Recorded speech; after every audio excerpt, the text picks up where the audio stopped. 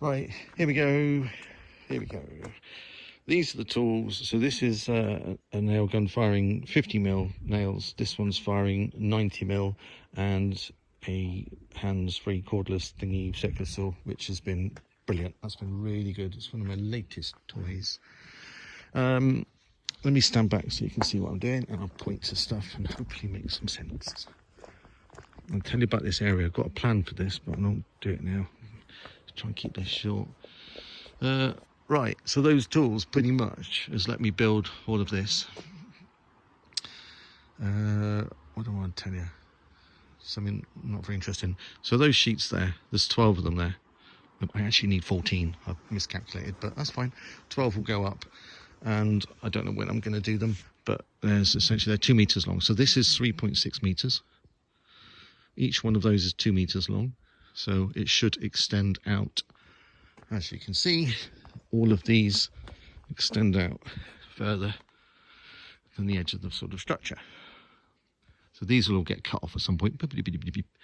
And then I'll put some, let's just call it a plank. It's an easier way of describing it. Plank of wood like goes all the way along, just to face it off. And then if you want to stick like a guttering on the end of that plank, then, and then as all the water runs down these sheets, the top one sits on top of the lower sheet that'll be here. So top sheet here, overlaying this one. And then you have this bit along the edge, guttering, so the water can run into a guttering, and then do what with it, really? So, I don't know. I could bring it round by my toes here. I could actually then send it this way. And there is actually some sense in doing that. So at the moment, looking back up at this barn, you see this roof lines. This is sloping down towards me, and then it goes away in that direction. So it's short there, and then so that's about a third of the distance up, and then 2/3 down. So this is coming down. So this is by far the bigger roof area on this side. If I look up at this, the paint's just turned up to paint that.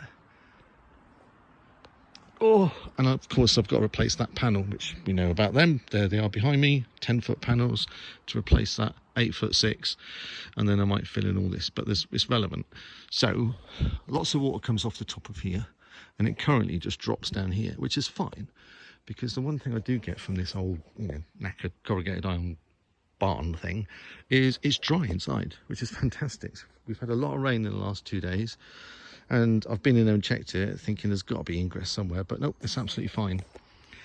Worst case you get is water drops off the top, drops off there, splashes. I mean, nothing gets inside, it just splashes, that's it.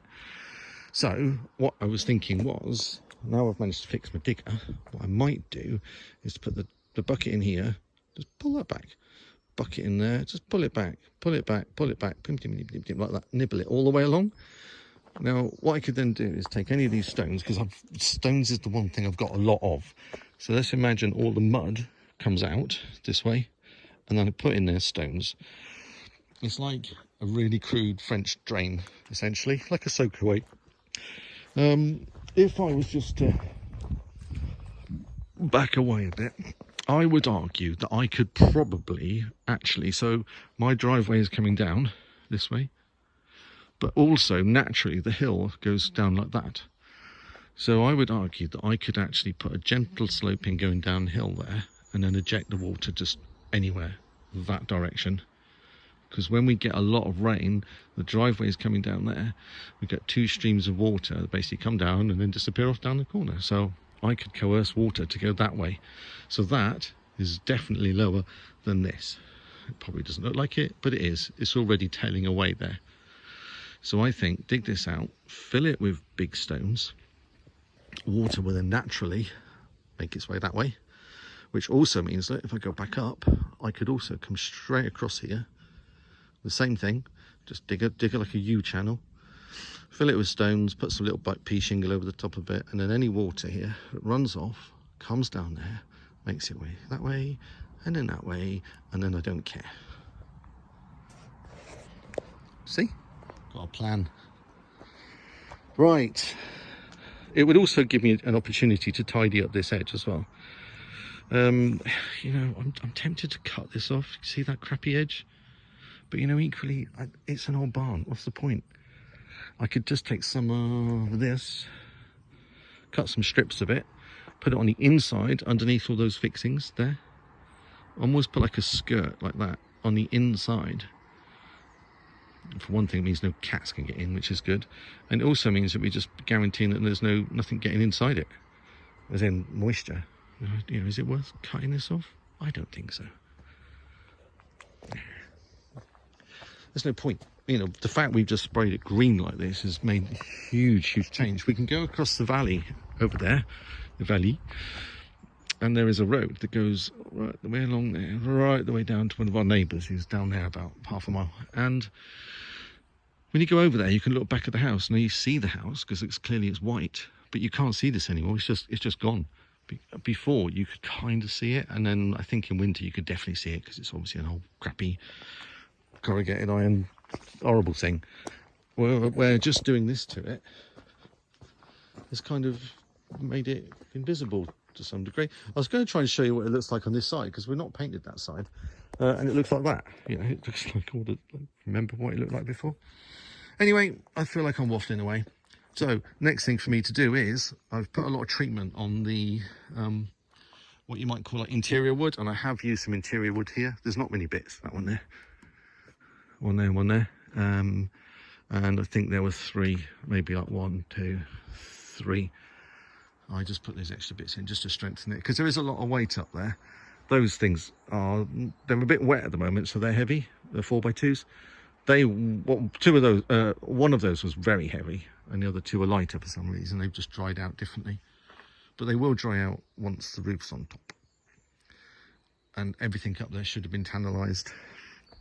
I'm not going to bother going through and painting all of this now, or treating it like I've done all of this. It's underneath, and it's going to be a black roof. So I suspect that there's not going to be a lot of light up there that you're going to be able to stand here and go, oh, look, you haven't painted that. And that lovely creosote coloured stuff. I don't know. So I might do some of this visible stuff here, but it's just not important right now. Same along here. Might paint that. But black roof with corrugations in it, that to me sounds like under here is going to get darker, so you're not necessarily, that's not going to ping out. And it's a barn. I mean, look, I hit it the other day with a digger. Look at that. No one's noticed it. It's just smacked it. I mean, in fact, you know what, it didn't. It kissed it gently, the digger did, which of course translates to it bent the hell out of it. And this stuff is not easy to bend with corrugations in it, but it doesn't matter. It's a barn. This bit I'm walking on, so I don't like this. Right, this is what it looked like before. Over here, this is how I left it. I mean, none of this was here before. I've put all of this whole pile of stuff there. As I've put it there, it's largely come from where I've been stood. So underneath where I'm stood right now, it looked like this. And this is really hard to walk on. You know, it's brilliant to knacker your ankles up on it. It's hard work, quite frankly. So what I did is I've scraped away the front layer. Can't say layer without thinking of Princess Leia. So I scraped off the surface out the front here. I'm gonna get this working soon. I'm excited. Right, I scraped off all of this here because this was all basically mud, and it was just annoying because it would basically hold water. It would slowly drain away, and then, as I said, right, see the slope now? Whee! And this is also slightly downhill going away from me. This is what I want to take advantage of. Bring the water around the side. Send it that way. Oh, right. I get so distracted. Right, round this side, I can show you the state of the side. Right, there we go. That's what it looked like before. Now this, you see this growth here? I'm 5'9", so about here is about 6 foot. Oh gosh. But here is 6 foot. So look at how much greenery there is up against the side of it. I mean, it's like 2 or 3 feet there in stuff. So this has been a worry for a long time. This is why I put the digger in here. And to get a digger in here, I had to drive over this, which just meant I created a mud pit, which is why I've scraped away. That's my fault. I scraped away all this surface because it was just mud, and I took it around the side, and I'll go back and show you why that's relevant. On here, I chewed into the side to see what's here. It was like exploration. I also got the digger to reach down there. My plan ideally is to drive the digger down here, cut into this slope here, and drive it down there and open this up. This is then going to be quite a sheer face on it, which is why I've been toying with the idea of putting up like a metal mesh. This is a mesh. Wires going up and across against the side, and then you can spray like concrete against it. It's a really lame attempt at trying to being able to dig into this and not let it all just collapse, essentially. Right, so because I was testing the waters with the digger in here, I needed to clear this, which I've done. I've lowered this floor where I'm now stood by 3 or 4 inches.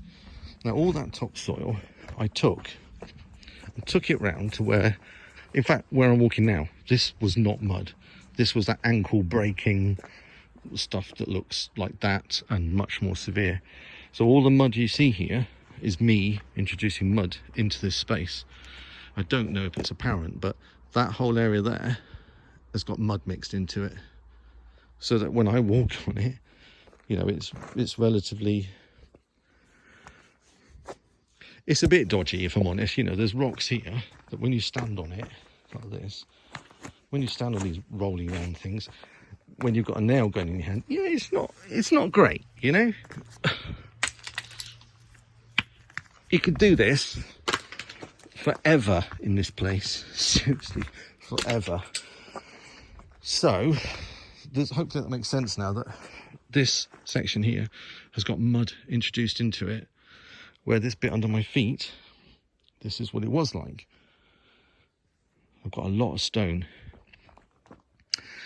Now I'm thinking I might actually get some type 1 aggregate, which are like smaller stones and a bit more sort of linear, and I might actually fill up this whole area here with that stone and then use the compactor to whack it down really hard. At least it means then when I put stuff in like this, and this is why I put the mud here, so I could roll that and it would roll on this stuff. You know, that did not want to roll on this, clearly. I can't believe, you know, I look back at this, I wish I'd taken proper photos.